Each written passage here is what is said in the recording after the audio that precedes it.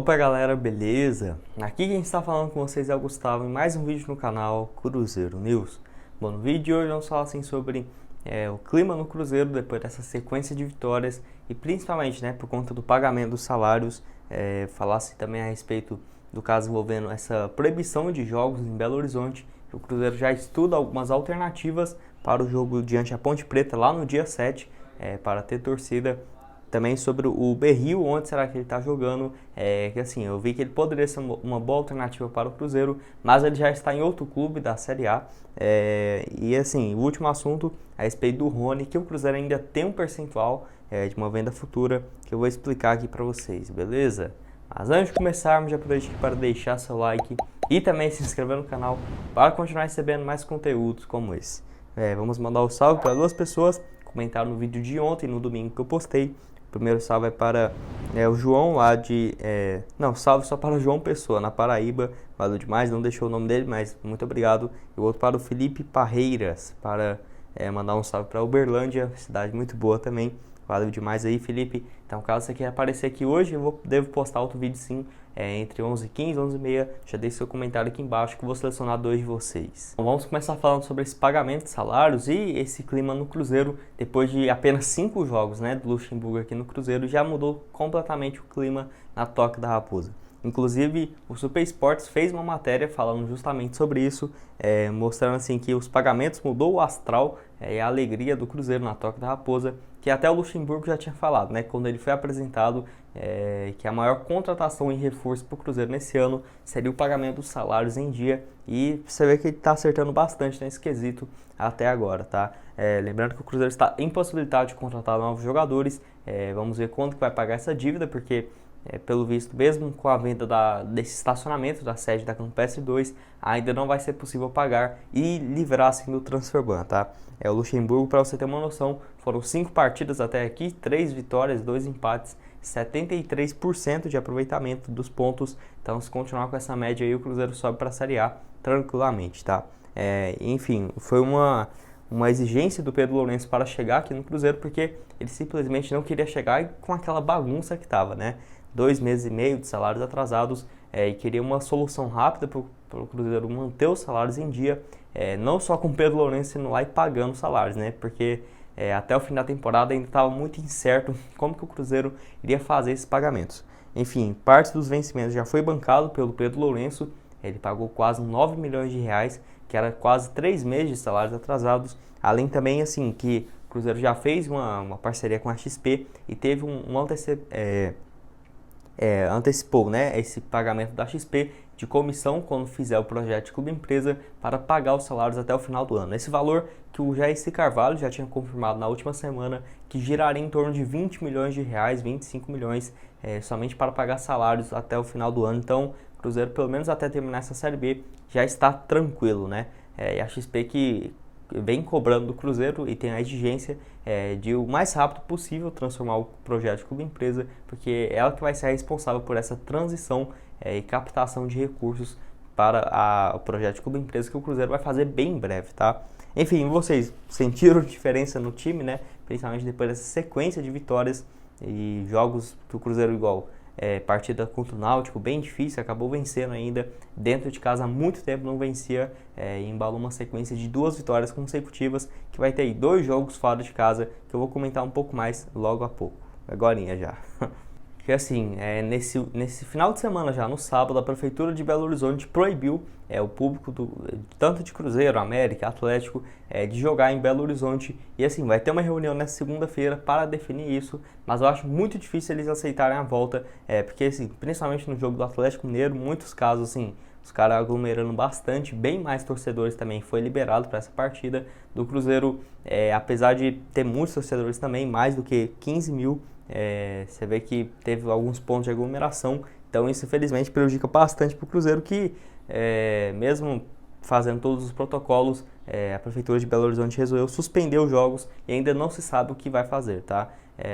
Tanto que surgiu Brasília e Sete Lagoas como alternativas para o Cruzeiro manter os públicos em jogos da Série B, porque se o Cruzeiro quiser, ele vai poder mandar esses jogos sim, e tem que ver como que vai ficar esse caso, porque praticamente os 19 clubes da Série B entraram um processo contra o Cruzeiro por ter jogado com torcida. Então, assim, vamos ver o que vai acontecer. A CBF que vai acabar tendo que resolver esse problema, porque o Cruzeiro já tinha conseguido uma liminar para jogar com torcida nos estádios. Então, o errado dessa história nem é o Cruzeiro, e mais a CBF por não estar comandando nem o próprio campeonato que ela mesma organiza, né? Enfim, e o Cruzeiro que vai ter 2 jogos fora de casa, isso que é bom por esse lado ser agora, justamente para definir como que vai ser, onde que vai jogar. Que vai enfrentar o CRB em Alagoas e o Goiás em Goiânia, então 2 jogos fora de casa bem complicados, e volta a jogar em casa lá no dia 7 de setembro, feriado, diante a Ponte Preta.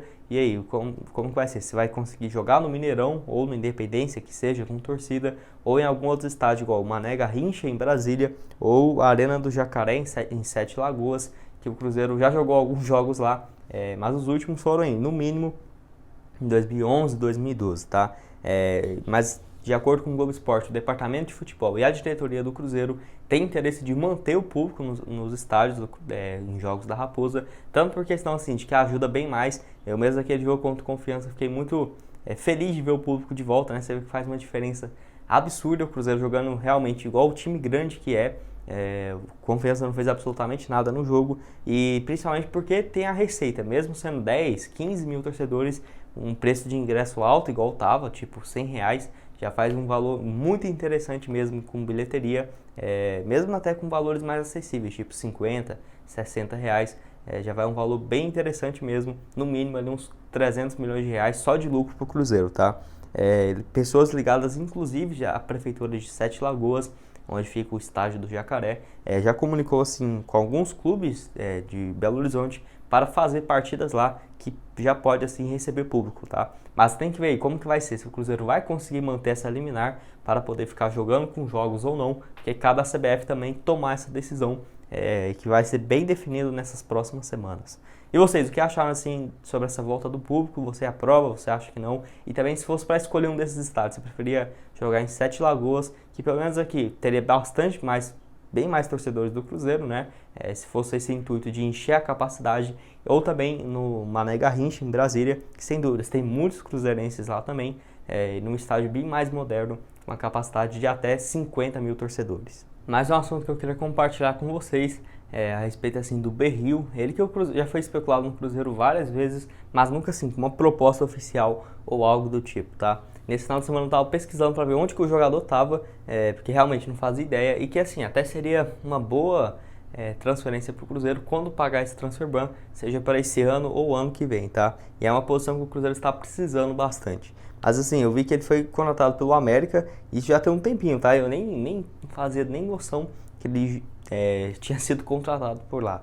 Tanto que ele nem fez sua estreia ainda, foi contratado, não foram nenhum jogo até agora, está recuperando a forma física também, porque no Flamengo ele jogou muito pouco nos últimos anos. Pra você ter uma noção, em 2020 jogou apenas 2 jogos, dos 2 no Carioca, então só dele não entrar em campo já tem mais de 1 ano e 8 meses. Além disso também, em 2019, que foi o último ano dele jogando com frequência, foram apenas 24 partidas. Em 2018 ele se lesionou, foi apenas 9 jogos. Então o Berril mesmo pelo Flamengo só foi bem naquela época de 2017, que inclusive enfrentou o Cruzeiro na Copa do Brasil, foi um dos destaques para chegar na final. Foram 46 jogos, 6 gols e 5 assistências. Tinha acabado de chegar do Atlético Nacional, que foi campeão da Libertadores, então estava com bastante moral, e naquela época ele tinha apenas 27 anos de idade, 26 para 27, então um jogador bem novo ainda. Hoje ele possui 30 anos e já foi especulado pelo menos 2 vezes no Cruzeiro, as 2 foi no caso no início desse ano.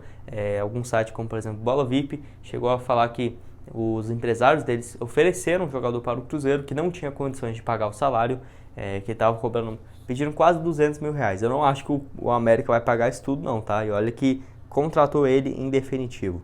E também a última oportunidade foi lá naquela janela do meio do ano, quando estava voltando o Campeonato Mineiro, depois da volta do futebol, lá para julho de 2020, que também assim não avançou. E nas 2 oportunidades o Cruzeiro também, se quisesse, teria feito um esforço para a sua contratação. Porque tem essa grande dúvida, né? Como que será que vai estar o condicionamento físico dele e, como eu disse, seria um reforço que seria interessante porque ele joga tanto de ponta direita quanto na ponta esquerda.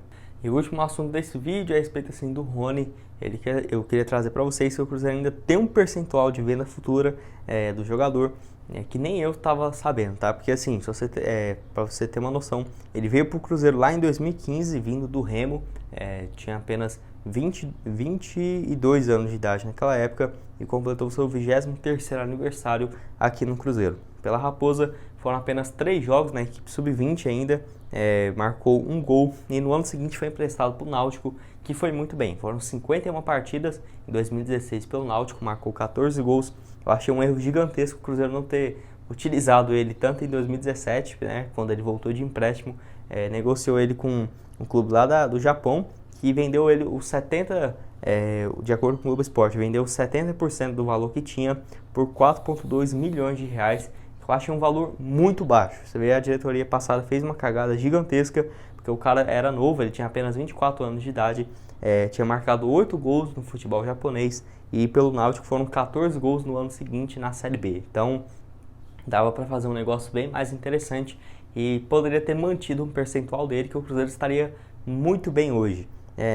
Nem diria necessariamente hoje, porque ele foi negociado com o Palmeiras, vindo do Atlético Paranaense. Foram quase 40 milhões de reais para pagar, que pagou por ele. Se o Cruzeiro tivesse mantido um percentual, teria ganhado uma bolada também, tá? E esse que é um dos casos que o Cruzeiro deve procurar naquele mecanismo de solidariedade da FIFA, porque o Cruzeiro nos últimos 3 anos meio que esqueceu esse lado. Até a diretoria tinha falado que era quase 13 milhões de reais somente disso, de 8 a 13 milhões. Eu até pretendo trazer um vídeo aqui para vocês falando sobre isso. E esse caso do Rony é mais um desses que o Cruzeiro tem direito e que nem deve ter recebido do Palmeiras quando comprou ele do Atlético Paranaense.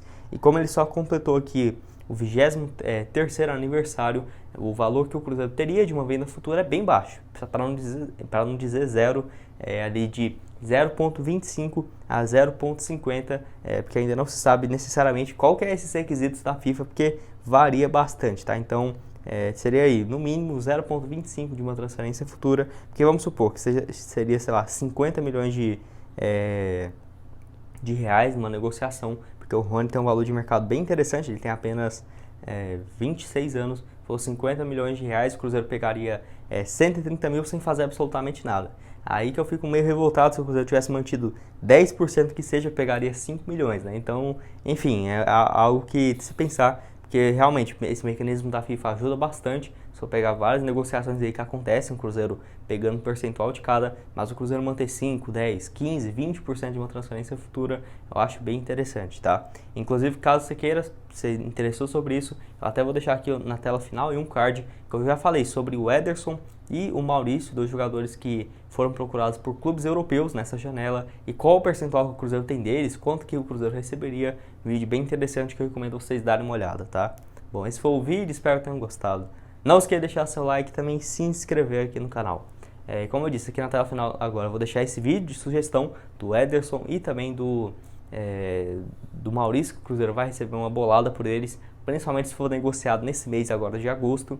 E outro vídeo sobre o investidor russo, que eu trago algumas novidades sobre isso, sobre esse caso que já foi especulado aqui no Cruzeiro. E finalmente, né, mais de 13 milhões e meio de reais que chegaram no Cruzeiro nesse último final de semana.